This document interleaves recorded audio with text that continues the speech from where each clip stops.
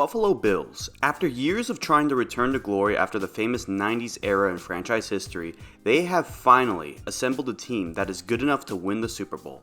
Arguably one of the best offenses in all of football look to assemble their fourth straight year under a top-tier quarterback with a top-tier receiving corps. Is the team that ultimately won me a fantasy championship in 2020 a viable option for you this season? Let's find out.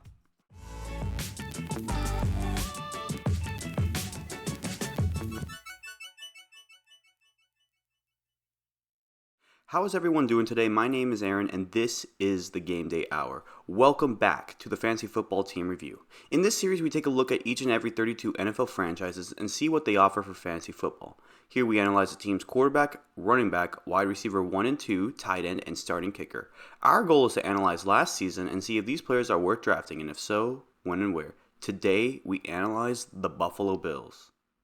Josh Allen, Buffalo Bills quarterback.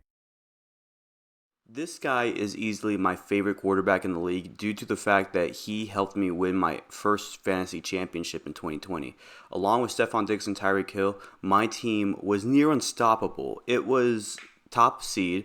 We got to the championship, down 28-75. Because of Allen, because of Diggs on a Monday night, I ended up winning that game after being down by nearly 50. So he is somebody who I have a high regard for, and last season, he was almost the best quarterback in fantasy downright. So let's see. He had 16 games played, 359 completions, that's 9th, 567 attempts, that's 9th. But he only had 63.3%, which was 23rd, so that wasn't great. But he had 4,283 passing yards, which was 7th. 35 touchdowns, that was tied for 2nd in the NFL. He had 14 interceptions, that wasn't good, that's tied for 109th. However, don't forget about his other stats, the rushing stats. 124 carries for a quarterback, that's 40th among all rushers. 762 rushing yards, that's 34th. And 7 touchdowns, that's tied for 16th. He had 42 touchdowns on the season, which ultimately led him to 455 total fantasy points. That was 2nd among all quarterbacks in fantasy that season, just behind Patrick Mahomes. So as you can see, he has almost everything in his arsenal, passing and rushing.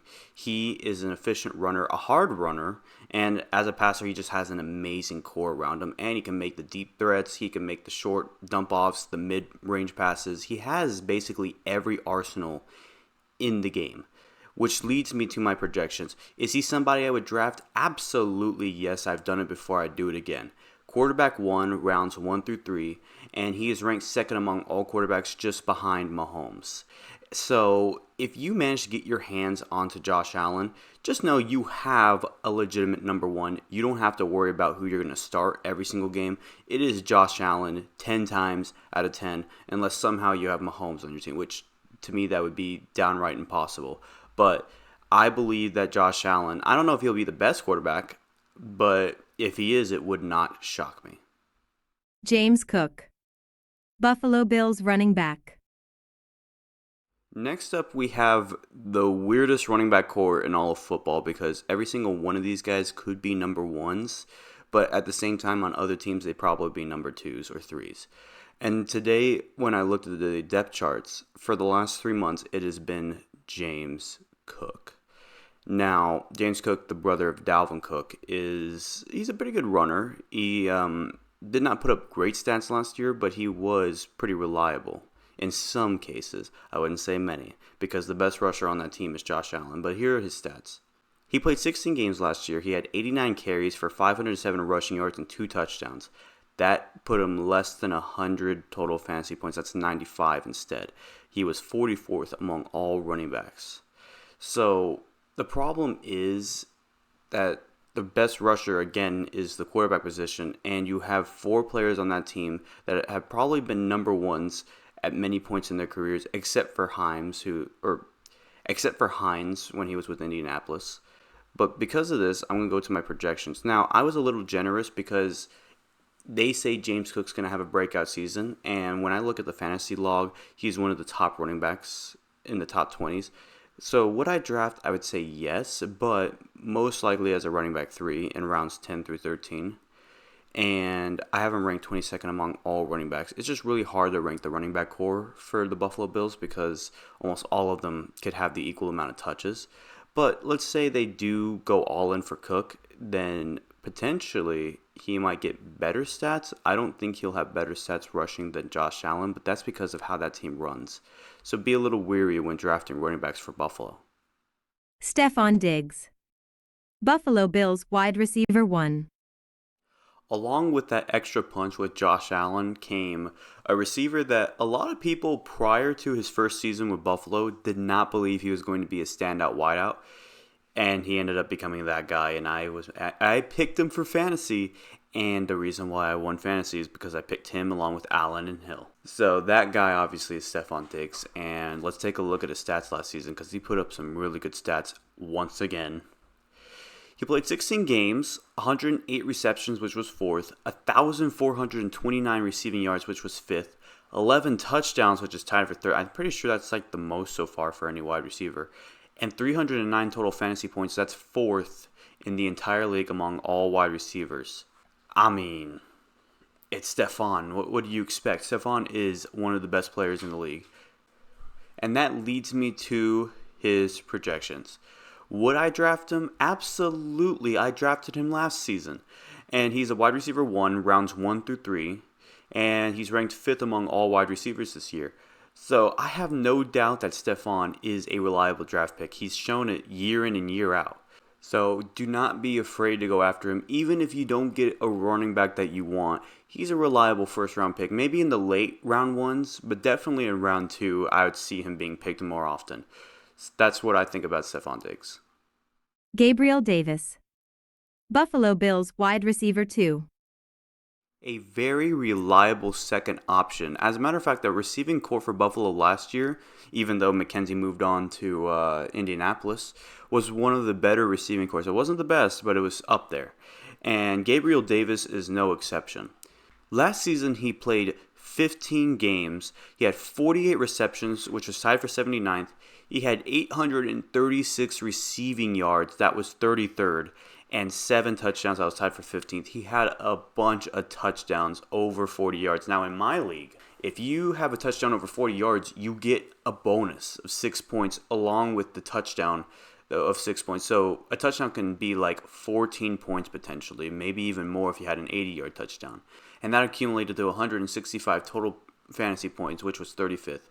What a year for Gabriel Davis. And because of that, my projection, since he's still the number 2 wide receiver, he would be a probably to draft. I would have him as a wide receiver 3 and 4 because I think there's just bigger options now that teams have just kind of moved around. I have him ranked 43rd, but that can always go up, especially with the deep threat. And I see him being picked in rounds 11 through 16. I imagine more like rounds 11 through 15, but I believe that Gabe, I just don't know if I would draft him if I was going with a wide receiver heavy. Now, if you're going a running back heavy, he's a great player to have on your team. Other than that, he is somewhere in that wide receiver 3 or 4 range. And again, a probably. But my last thoughts about Gabriel Davis is, as a deep threat, he is top 10 in the league. And because of that, you should think really hard about whether you want to skip on him or if you want to draft him. Just know that it's probably going to be a later draft pick when you pick this guy up. Dawson Knox. Buffalo Bills tight end. Although the Buffalo Bills picked up Kincaid, the top tight end in last year's draft at the 25th spot, they're still running with Dawson Knox, and I'm okay with that because Dawson is a pretty decent tight end. A good security blanket for Josh Allen. So let's see his stats from last season. He played 15 games last year, and in those 15 games he had 48 receptions, which was tied for 79th, 517 receiving yards, which was 79th as well, and 6 touchdowns, which is tied for 24th. The best part about many of these players is they got a lot of touchdowns when you're under Josh Allen. And that accumulated 130 total fantasy points, which was 15th. Now, I don't see him as a number 1 necessarily unless you're really picking up a tight end late. So my projections for him are as followed. He is a yes to would I draft. And I have him as a tight end, an extremely low 1 and a pretty good too, in rounds 7 through 12. And I see him being ranked 12th among all tight ends. And a lot of that's because he has Allen throwing the football. And he is really good with the mid to short range passes. And I think you should really take some time to pick up Dawson Knox. The only thing that might be holding him back is if they start to use Kincaid and move on from Knox.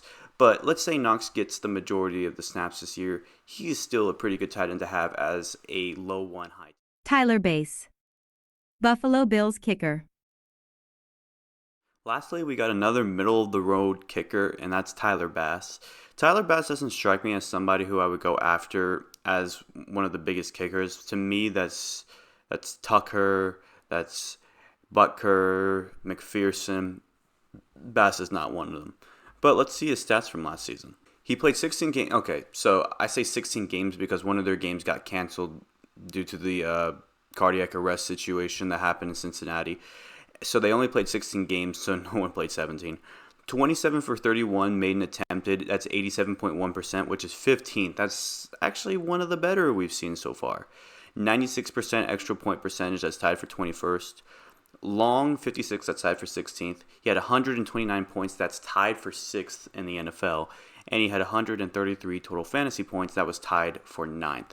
So he's close to being a bigger kicker in that regards, but I still just don't see him as like downright pick. Which ultimately leads to projections. He is somebody I would draft as a kicker 1 or 2. To me, he is ranked 14th, but I see him as an extremely low 1. I see him being picked in rounds 9 through 15. And I think the biggest thing going for him is the fact that the Bills are going to get into field goal range a lot because their offense is just that great. So, again, with these type of kickers, you want them on good teams. That is what you need. So, Tyler Bass, good option. And that'll do it for today's episode. I'm excited to see the Buffalo Bills this year. They're not my favorite team in the league, but I have a mad respect for them after that fantasy season. I'm excited to see Damar Hamlin. I'm excited to see these new guys up on defense get ready to create potentially a doomsday defense. It'll be fun to see them back. And for all the sake, have a fully healthy season and nothing bad happens throughout, because the Bills have had a tough season last year.